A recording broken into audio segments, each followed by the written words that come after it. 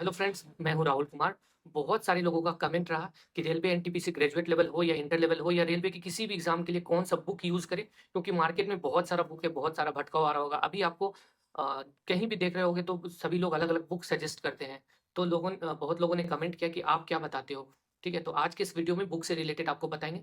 अगर वीडियो अच्छा लगे तो चैनल को सब्सक्राइब करके रखना, ठीक है? तो चलो वीडियो स्टार्ट करते बिना देर किए हुए।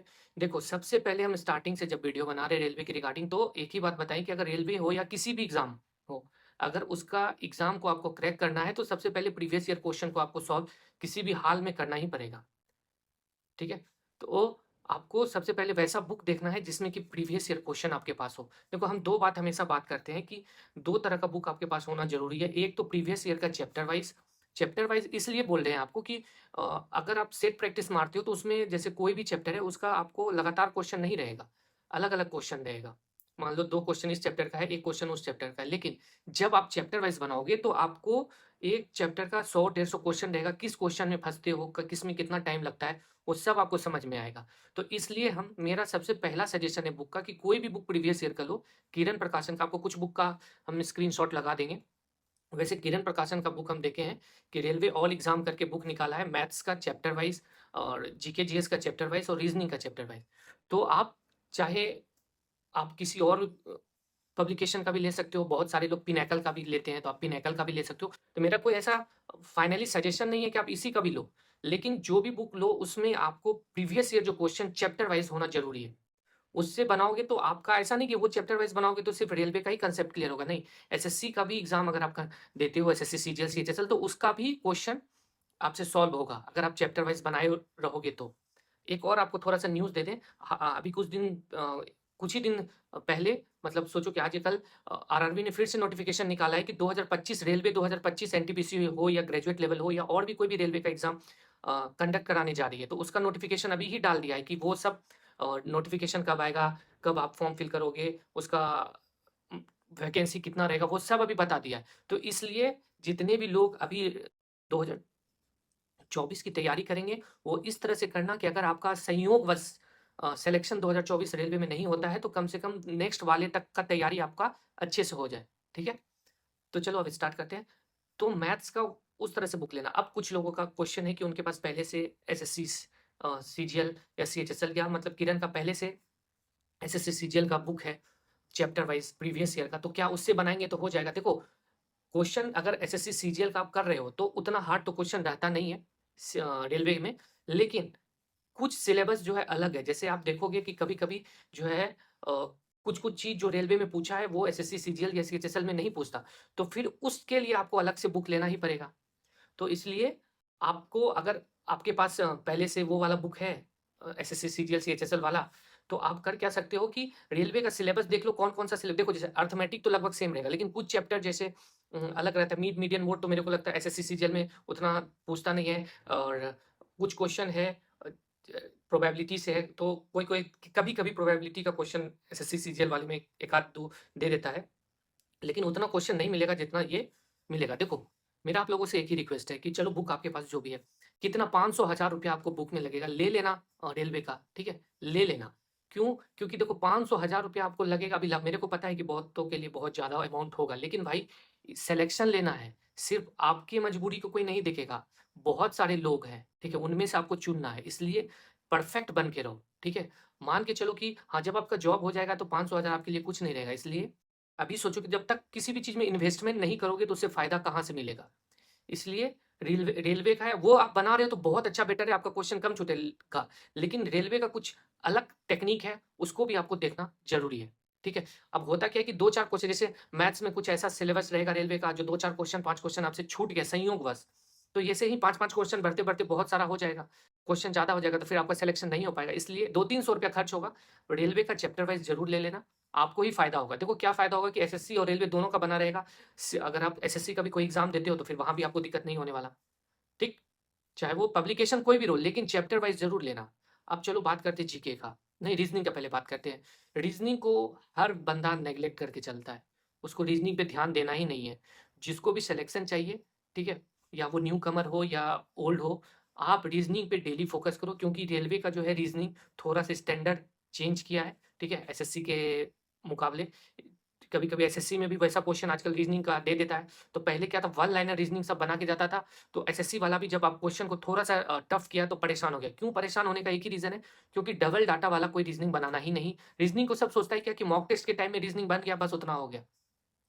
वैसा नहीं है। अगर देखो, कोई बंदा मॉक टेस्ट में रीज़निंग बना रहा है और आप स्पेशल टाइम दे रहे हो, तो दोनों में अंतर इतना होगा कि वो मान लो 30 क्वेश्चन रीज़निंग है, तो वो 27 सही करेगा, तो आप 28 सही करोगे। 1 क्वेश्चन सही करोगे ज़्यादा, बट उसको 20 मिनट लगेगा, तो आपको 15 मिनट ही लगेगा। टाइमिंग में फ़र्क आ जाएगा और ये वाला टाइम 5 से 7 मिनट अगर आपका कोई मैथ्स का क्वेश्चन छूट रहा है या जीके में किसी में सोचना है, तो आप दूसरे क्वेश्चन में लगा सकते हो। तो फ़र्क यहाँ पे गिरता है। इसलिए रीज़निंग को प्रॉपर, रीज़निंग का भी किरण प्रकाशन का बुक आता है, आप प्रॉपर रीज़निंग को देखो, रीज़निंग को करो, ठीक है? चैप्टर वाइज़ पढ़ो, डेली बस कुछ नहीं करना, डेली आप जो है आधा घंटा, 1 घंटा, 45 मिनट जैसा आपके को समय मिलता है, 45 मिनट कम से कम डेली चैप्टर वाइज़ रीज़निंग बनाना स्टार्ट करो। एक चैप्टर में मान लो 200 क्वेश्चन है, तो जितना 2-3 दिन में लगता है, 2-3 दिन में बना दो, ठीक है? उसका भी कि हम तो किरण का ही देखे हैं, क्योंकि किरण का ही यूज़ किए हैं, और पिनेकल हो गया या और आदित्य रंजन हो गया या कोई भी सर का आता है, तो वो भी ले सकते हो, लेकिन डिट्टो प्रीवियस ईयर होना चाहिए। और बहुत लोग पूछ रहे थे कि क्या प्रीवियस ईयर इनफ है? भाई प्रीवियस ईयर इनफ ही है। ऐसा नहीं कि प्रीवियस ईयर बनाओगे तो आपको कांसेप्ट नहीं आएगा। कोई भी क्वेश्चन बनाने के लिए आपको पहले से कांसेप्ट चाहिए, ठीक है? जैसे कि आप मैथ्स में प्रॉफिट एंड लॉस स्टार्ट कर रहे हो, टाइम एंड वर्क कर रहे हो, तो उसके पहले तो आपको थ्योरी, आप जब तक नहीं जानोगे कि उसको बनाना कैसे है, सिर्फ आप प्रीवियस ईयर स्टार्ट कर दोगे तो ऐसा थोड़ी ना है कि आपसे बनना स्टार्ट हो जाएगा।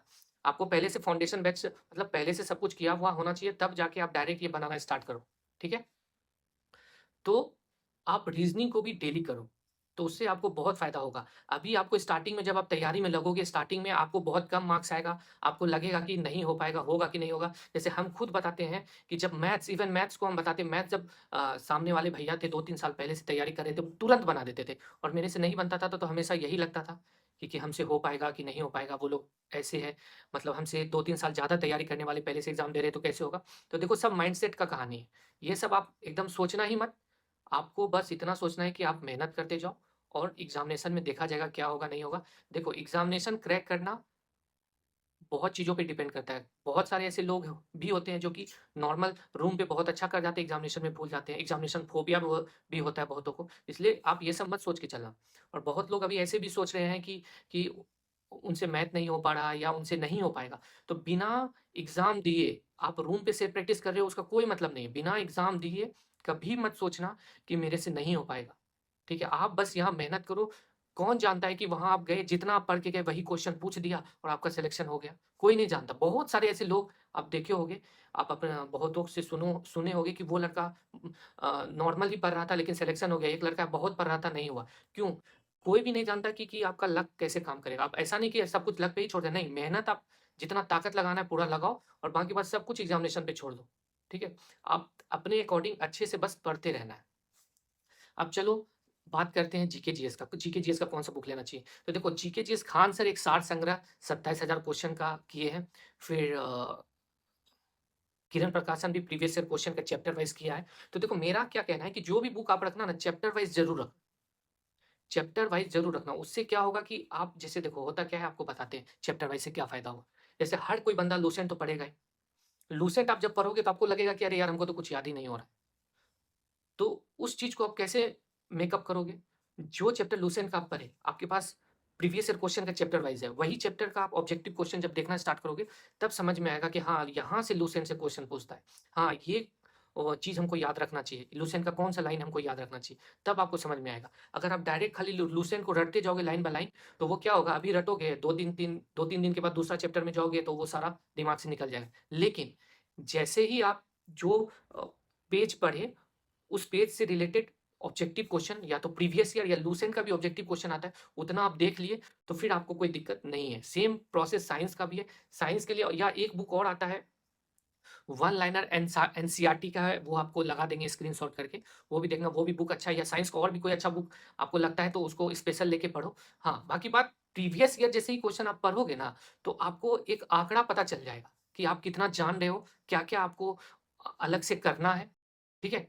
नहीं तो जैसे प्रीवियस ईयर नहीं देखोगे तो आपको फिर आंकड़ा नहीं लगेगा। आप जैसे क्या होता है कि जैसे हम बोल रहे हैं तो बहुत सारे लोग बोलेंगे कि अरे मैथ्स तो हम ऐसे भी कर लेते हैं, मेरा मैथ्स तेज है। लेकिन कुछ चीज़ मान लो 4 क्वेश्चन वाला कोई 2-3 चैप्टर आपका छूट गया। 4 क्वेश्चन इधर से जाएगा, 4 क्वेश्चन उधर से जाएगा, तो फिर दिक्कत हो जाएगा। अब कुछ लोगों का पूछना है कि हाल-फिलहाल का पढ़े या बहुत पुराना पढ़े। बहुत पुराना भी पढ़ने की ज़रूरत नहीं है। अभी फिलहाल जो हाल-फिलहाल का रेलवे का बुक है, जैसे किरण का ही देख रहे 3700 या 5000 10,000 क्वेश्चन है, तो उतना कर लो, वो इनफ है। उसके बाद आपको टाइम बचता है तो धीरे-धीरे और करना, ठीक है? तो आप इस तरह से अपना तैयारी आप कर सकते हो। बाकी बात देखो, ऐसा नहीं है कि हम एकदम प्रॉपर्ली बोल रहे कि किरण का ही बुक लो। जो भी बुक लो चैप्टर वाइज़ होना चाहिए और उसको अच्छे से करना चाहिए। मैथ्स जो भी बनाओगे पहले उस चैप्टर का थ्योरी जानना ज़रूरी है, तब जाके मैथ बनाना। रीज़निंग जो भी चैप्टर बनाओगे उसका पहले थ्योरी जानना ज़रूरी है, तब जाके उसको बनाना। जीके भी पहले थ्योरी जानना फिर उसको बनाना। देखो, अभी आपके पास टाइम है। अप्रैल मई के बाद ही एग्जाम होने वाला है। तो अभी 3-4 महीना पूरा प्रीवियस ईयर क्वेश्चन को इतना बना लो कि कुछ कहने का बात नहीं। चैप्टर वाइज़ भी बनाना और प्रीवियस ईयर का ही मॉक देना। कितना भी मार्क्स आए, उससे कोई मतलब नहीं। जैसे आपको लगता हो कि मेरे प्रीवियस ईयर चैप्टर वाइज़ बना ही लेंगे तो मॉक में 90-95 आ जाएगा, तो फिर क्या फ़ायदा? फ़ायदा आपको एग्ज़ाम में दिखेगा। बस आप इतना 3 महीना मेरे हिसाब से आप चल के कर लो, आपको बहुत फ़ायदा होगा। यही एग्ज़ाम नहीं है, आप एसएससी सीजीएल को भी क्रैक करने जाओगे। देखो बाज़ार में बहुत हुआ है, मैंने क्रैक किया है, मैं अभी जॉब कर रहा हूँ। बहुत हुआ था, ये करो, वो करो, लेकिन नहीं। आप उसके अकॉर्डिंग प्रीवियस ईयर के अकॉर्डिंग ही चलोगे, सारा कुछ इंग्लिश में बहुत सारे लोग बोलते हैं ये बुक लो, वो बुक लो, लेकिन हम सिर्फ़ अजय कुमार सिंह करके एक बुक था, उसका बुक लिए और उसी बुक को कोई वर्ड का अलग से बुक नहीं लिए, उसी बुक को इस तरह से पढ़े, एक-एक वर्ड जो पैराग्राफ हो गया या कहीं भी हो गया, सब जगह देखें, कहीं कुछ नहीं छूटता है, कहीं कुछ नहीं छूटता है, ठीक है? और फिर हम मेरे को यही पोस्ट चाहिए था क्योंकि घर के पास आपको पता ही है कि घर का मज़ा कुछ और है। बाकी बात और कुछ आप लोग करंट पूछना चाह रहे हो कि रेलवे का करंट करंट देखो 1 साल 2 साल पहले वाला करंट ले लेना और क्या करना एक चीज़ आपको बताते हैं कि करंट जैसे लोगे तो अभी से उसपे एकदम टाइम नहीं देना है। पहले आप जो प्रीवियस ईयर क्वेश्चन करोगे उसमें भी करंट पूछा होगा, ठीक है? तो उससे करंट आप अलग करते जाना एक पेज में। फिर देखना कि अभी लेटेस्ट में उसके अकॉर्डिंग कौन-सा आदमी है, कौन-सा सीईओ है, कौन-सा उसका प्रभारी है, ठीक है? तो आपको पता चलेगा कि इस तरह का करंट पूछता है। फिर अभी 1 से डेढ़ साल का एसपीटी का वार्षिकांक करके आता है, उसको देख लेना।